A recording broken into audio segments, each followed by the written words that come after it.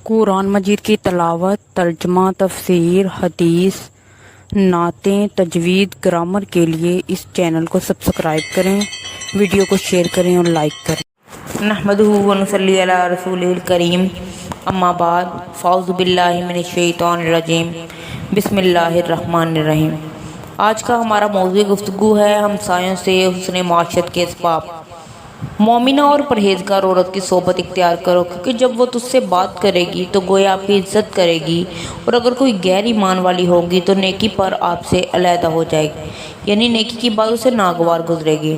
رسول اللہ صلی اللہ علیہ وآلہ وسلم کی حدیث ہے، آپ مومن کے علاوہ کسی کی صحبت اختیار کرو، اپنے ذمہ داریوں سے غافل نہ رہو اور نہ ہی غافل لوگوں کی صحبت اختیار کرو۔ مومن عورت کی علامت یہ ہے کہ وہ اپنی بہنوں کے عذر قبول کرتی ہے۔ مسئلہ مشہور ہے کہ اور باعزت لوگوں کے نزدیک عذر قبول ہوتا ہے۔ ایسی عورت کے ساتھ رہو جس سے آپ اپنے معاملات میں سلامتی پائیں، اس کی صحبت آپ کو نیکی پر ابھارے گی اور اس کی زیارت تجھے اللہ تعالیٰ کی یاد دلائے گی۔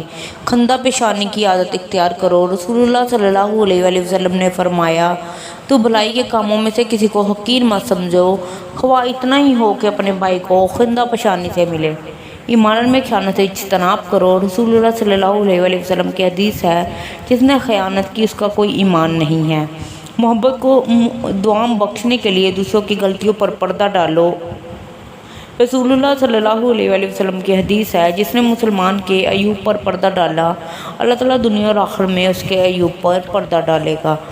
اپنی بہنوں کی خوبیوں کے اظہار کی کوشش کرو، جیسا کہ رسول اللہ صلی اللہ علیہ وآلہ وسلم نے عبداللہ بن عمر سے فرمایا، یقیناً عبداللہ اچھا آدمی ہے۔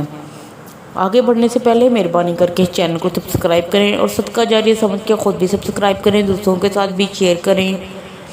وعدہ پورا کرنا نیک عورتوں کی خصلت ہے۔ رسول اللہ صلی اللہ علیہ وآلہ وسلم کی حدیث ہے، جو وعدہ پورا نہیں کرتا اس کا ایمان نہیں ہے۔ بعض اوقات اپنی بہنوں سے ملاقات کیا کرو۔ رسول اللہ صلی اللہ علیہ وآلہ وسلم نے فرمایا، جس نے اپنے مومن بھائی کی زیارت کی تو وہ واپس آنے تک اللہ کی رحمت میں غوطہ زن رہتا ہے۔ جب تجھے کوئی سفر کرنا ہو تو دوسروں کو سلام کہنے اور الوداع کہنے پر حریص رہو۔ رسول اللہ صلی اللہ علیہ وآلہ وسلم کا معمول تھا کہ آپ الوداع کہتے ہوئے فرماتے، میں آپ کا دین، آپ کی امانت اور آپ کے اعمال کا خاتمہ اللہ کے سپرد کرتا ہوں۔ صدق اللہ العظیم۔ مہربانی کر کے اس چینل کو سبسکرائب کریں اور ساتھ لگے بیل آئیکن کو دبائیں تاکہ ہر نئی ویڈیو آپ کو سب سے پہلے دیکھنے کو ملے، اور سبسکرائب کرنا بالکل فری ہے۔